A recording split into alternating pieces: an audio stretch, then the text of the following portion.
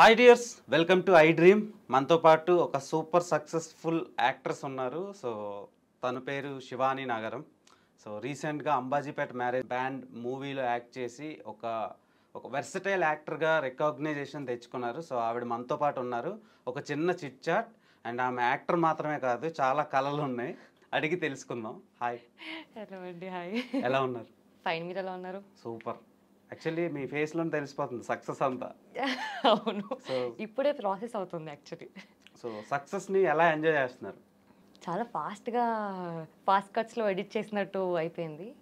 ఇప్పుడు తెలుస్తుంది, ఇంటికి వచ్చి 2 days రిలాక్స్ అయ్యాక అందరు కాల్ చేస్తుంటే వెరీ హ్యాపీ. అంటే ఎప్పుడో మాట్లాడిన చైల్డ్హుడ్ ఫ్రెండ్స్, చుట్టాలు అందరు కాల్ చేసి బాగా చేసావు, భలే చేసావు అంటుంటే very happy, very happy.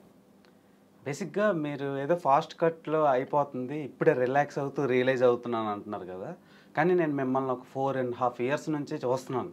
Okay. YouTube వీడియోస్లో ఈ స్కెచ్ వీడియోస్ అని, వెబ్ సిరీస్లో అని. సో అప్పటి నుంచి స్ట్రగుల్ ఉంటుంది. ఒక యాక్టర్కి డెబ్యూ రావడానికి ఇంత టైం పట్టింది big screen. I just realized. ఎప్పుడైతే ఫస్ట్ క్యామ్ మీరు ఫేస్ చేశారో ఒక వీడియోకి, ఆ రోజు ఇదంతా ఎక్స్పెక్ట్ చేశారా?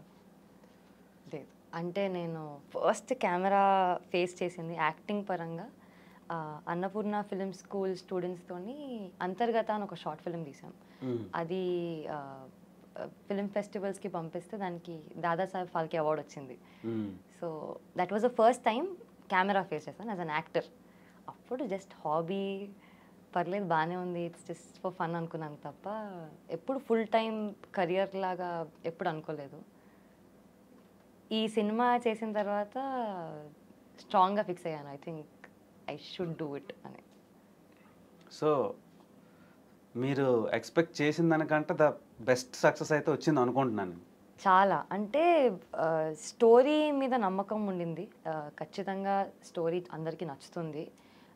అంటే not every audience like every film, but most of the ఆడియన్స్కి కనెక్ట్ అవుతుందని అనిపించింది. కానీ క్యారెక్టర్, లక్ష్మి క్యారెక్టర్కి కూడా అంత లవ్ వస్తుంది, అంత ఓపెన్ ఆర్మ్స్తో వెల్కమ్ చేస్తారు, యాక్సెప్ట్ చేస్తారు అనేది నర్వస్ ఉండింది, ఎందుకంటే ఫస్ట్ ఫిలిం కదా. బట్ అసలు ఆ రెస్పాన్సెస్ అమ్మో. యాక్చువల్లీ ప్రీమియర్ శ్రీరాముల్లో పడినప్పుడు మీ క్యారెక్టర్కి లచ్చి అని అనే టైంలో ఆడియన్స్ రెస్పాన్స్ వేరే లెవెల్లో ఉంది, ఎందుకంటే నేను కూడా ఎక్స్పీరియన్స్ చేశాను. అవునవును. సో అప్పుడు మీరు ఎలా ఫీల్ అయ్యారు? అంటే అంత ఒక సెట్ ఆఫ్ 1000 people మధ్యలో కూర్చుని మిమ్మల్ని మీరు బిగ్ స్క్రీన్ మీద చూసుకుంటున్నప్పుడు మీకు ఎలా అనిపించింది? Sriramulu theatre, single screen theatre, నాకు తెలిసి నా లైఫ్లో మర్చిపోలేని మూమెంట్ అది. రావటమే అక్కడ లడీ స్టార్ట్ అయిపోయింది, క్రాకర్స్, బ్యాండ్, దానికే నాకు ప్రాసెస్ చేసుకోవడానికి టైం పట్టింది. అండ్ 1250 ఆక్యుపెన్సీ థియేటర్ అది. అక్కడ అసలు తొలి పరిచయం శివాని నాగరం అనగానే అలా కార్ నుంచి దిగే షాట్ ఉంటుంది కదా, ఎంట్రీ షాట్, దానికి అరుస్తున్నారు, విజిల్స్ వేస్తున్నారు. Oh this is a life time experience అనిపించింది. ఇంకా కళ్ళెంబడి నీళ్ళు పడిపోయాయి నాకు, చాలు హ్యాపీ టీయర్స్, అసలు వెరీ హ్యాపీ. అక్కడ నుంచి మా నాన్న, మా మదర్ అందరూ ఉన్నారు, ఫ్యామిలీ, ఫ్రెండ్స్, ఫిలిం టీమ్తో కూర్చున్నాము. వెరీ ఓవర్వెల్మింగ్ అసలు. బేసిక్గా తెలుగు అమ్మాయిలు తక్కువ, అంటే బిగ్ స్క్రీన్ సినిమాకి తక్కువ ఉంటారు, సెలెక్ట్ అయ్యి ప్రూవ్ చేసుకొని సూపర్ టాలెంటెడ్ అయినా తక్కువ ఉంటారు. సో ఆపర్చునిటీ మీకు వచ్చింది. సో అక్కడ వరకు రావడానికి ఫ్యామిలీ సపోర్ట్ కూడా చాలా అవసరం. సో మీ ఫ్యామిలీ మీకు ఎంతవరకు సపోర్ట్ చేసింది? అంటే 4 years నుంచి మేము యూట్యూబ్లో చూస్తున్నా సరే, సడన్గా బిగ్ స్క్రీన్ అంటే టోటల్గా చేంజ్ అయిపోద్ది. అంటే యూట్యూబ్ ఒక చిన్న సోనీ కెమెరాకి అక్కడ రెడ్ కెమెరాకి చాలా తేడా ఉంటుంది. చాలా. సో మీకు ఫ్యామిలీ ఎంతవరకు సపోర్ట్ చేసింది? అండ్ షూట్ వరకు, స్టోరీ వరకు ఇంట్లో వాళ్ళతో ఏమైనా డిస్కస్ చేసి ఓకే చేయించుకున్నారా? సో యూట్యూబ్లో చేసినప్పుడు నేను చెప్పాను కదా హాబీ అని, సో అలాగే తీసుకున్నారు ఇంట్లో అమ్మ కానీ నాన్న కానివ్వండి. మా father was very particular, education, financial independence చాలా ఇంపార్టెంట్, అమ్మాయికైనా అబ్బాయికైనా మా ఇంట్లో same equal. So you have to be independent అని చెప్పారు. బ్యాకప్ పెట్టుకో, నీకు ఇది ఫుల్ టైం మాత్రం వెరీ అన్సర్టెన్ కదా ఫిలిం ఇండస్ట్రీ, ఏదవుతుందో తెలియదు, అన్సర్టెన్ అండ్ అన్ప్రెడిక్టబుల్. ఎస్, ఎప్పుడైనా ఏదన్నా అవ్వచ్చు, ఓవర్ టైం క్లిక్ అవ్వచ్చు, ఓవర్ టైం డ్రాప్ అవ్వచ్చు. So be prepared for the worst, ఒక బ్యాకప్ పెట్టుకో అన్నారు. కానీ నాకు ఆ బ్యాకప్ ఉండేసరికి ప్రాబబ్లీ నాకు ఆ 4 years పట్టిందేమో. ఐ నెవర్ దీనికి నేను ఒక సీరియస్ షాట్ ఎప్పుడు ఇవ్వలేదు. చేసుకుందాం అయినంతసేపు అనుకున్నాను. అండ్ నా మెయిన్ స్ట్రీమ్ వాజ్ సంగీతం అండి. ఐ వాజ్ టీచింగ్, సంగీతం నేర్పించేదాన్ని, బయట పర్ఫామ్ చేసేదాన్ని, లైవ్ పర్ఫార్మెన్సెస్, ఈవెంట్స్కి వెళ్ళేదాన్ని. So I was earning pretty well and మంచిగా నడిచింది అది. ఇటు సైడ్ ఓకే ఆడిషన్స్ తిరిగాను కానీ నాకు వర్కౌట్ అయినంత వరకే చూసుకున్నాను. ఇంకా బిగ్ స్క్రీన్ ఫిలిమ్స్ అని వచ్చేసరికి ఇంట్లో రెస్పాన్స్ ఫస్ట్ భయపడ్డారు, ఎలా ఉంటుందో ఏంటో అన్నారు. బట్ వాళ్ళకి ఎక్స్ప్లెయిన్ చేశాక నరేషన్కి మా మదర్ని తీసుకెళ్ళాను, టీం పరిచయం చేశాను, డైరెక్టర్ దుష్యంత్ గారు మాట్లాడారు, అండ్ మంచి బ్యానర్, మంచి కాస్టింగ్, మంచి రిలీజ్, వెరీ గుడ్ రిలీజ్, మంచి హీరో. సో కానీ రిలీజ్ ముందు తెలియదు కదా ఇవన్నీ ఎలా ఉంటాయి. అవును అవును. నర్వస్నెస్, ఇంట్లో కొంచెం ఆ భయం ఉండింది, ఒక్కటే అమ్మాయిని మొత్తం ఫ్యామిలీలో, ఎలా ఉంటుందో ఏంటో నాన్న అంటే ఐ జస్ట్ ట్రై కదా ఒకసారి చూద్దాము, అసలు ఆడిషన్ ఓకే అవుతుందని కూడా తెలీదు. ఓకే అయిన తర్వాత ఇవన్నీ, ఆ తర్వాత వచ్చారు మా మదర్ వచ్చారు సెట్కి. సో చాలా డేస్ చూశారు and very professional, very friendly, very welcoming. అసలు ఎక్కడ కూడా నాకు ఇబ్బంది కలిగింది అనే సిచ్యువేషన్ రాలేదు. సో అలా మంచిగా హాయిగా సాగింది కాబట్టి వాళ్ళకి కూడా కాన్ఫిడెన్స్ వచ్చింది.